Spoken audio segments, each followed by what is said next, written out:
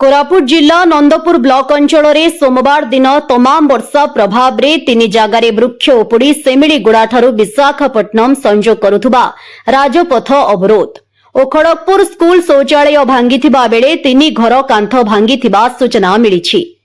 गोलूर पंचायतर गादियागुमा grammar Dhanurjay दिसारी घर कांथ एवं बड़पुट grammar समादोरा घर कांथ भुशुड़ी पड़ी।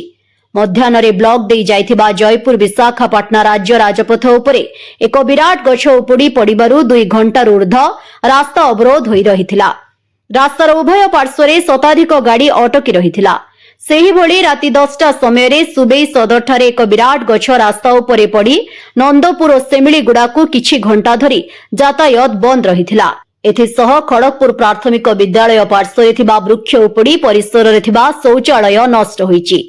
एही गछ पड़िबा नै शिक्षयित्री विष्णुप्रिया सतपथी क्षोभ प्रकाश करी कहिसंती 6 मास हेला एही गछ काटिबा नै रेगुलेशन करा जायथिला ओ शिक्षा विभाग को अवगत करा जायथिला, किंतु कौनसी तत्परता देखाई नाहंती एवं स्कूल रोसेया मध्य गछ काटिबाकू मना करिथिले। सेथिपई आज एही दुर्घटनार सामना हेबाकू पड़िछि।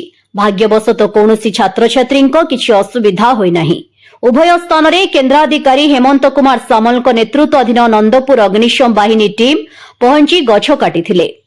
नंदपुर दुर्गा प्रसाद पाढ़ी रिपोर्ट, खबर तरंग।